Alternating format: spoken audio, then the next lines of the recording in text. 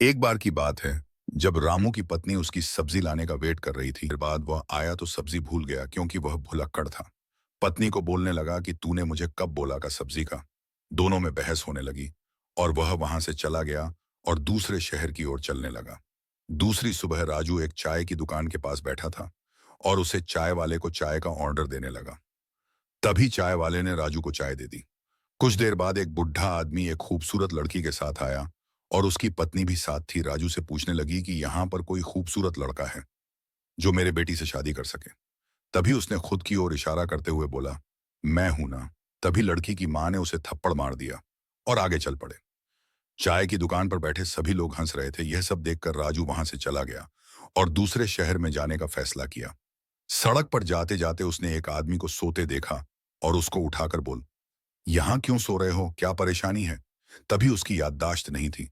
उसने पत्नी समझकर उसको बोला कि मैं सब्जी ला रहा हूं और ऐसी ऐसी बातें करने लगा। राजू को थप्पड़ मारकर बोला कि क्या बक रहा है। तभी रामू की याददाश्त वापस आ गई और उसने अपना सभी किस्सा बताया। तभी दोनों ने साथ में दोस्ती करके एक शहर में डकैती करने का फैसला किया और दूसरे शहर की ओर चल पड़े। चलते चलते उनको बीच में भूख लगी जोरों से। तभी राजू ने दिमाग लगाया और एक दुकान पर बोला कि हम दोनों भाई हैं, ये पागल है और हमें काम की जरूरत है। पैसा नहीं, हमारे पास में रोटी खिला दो।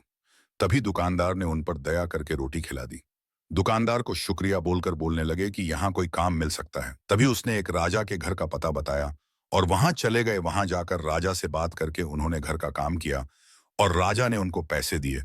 पैसे देने के बाद वह जाने लगे। तभी राजू ने रामू से कहा कि आज शाम यहाँ चोरी करेंगे। दोनों की हाँ में हाँ मिलाई और रात को राजू ने राम के कंधे पर बिठकर ऊपर हवेली की छत पर पहुंच गया और खुद भी पहुंच गया।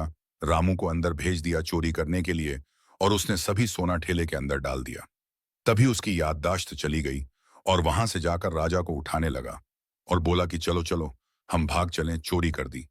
यह सब देखकर राजा ने अपने सैनिक को बुलाया और उन दोनों को जोर जोरों से पिटवाया और यह सब सुनकर गांव वाले भी आ गए। रामू की जोरा जोरों से पिटाई होने के बाद उसकी याददाश्त भी आ गई और वह दोनों वहां से भागकर एक जंगल में जा बैठे और दोनों ने अपने अपने गांव जाने का फैसला किया।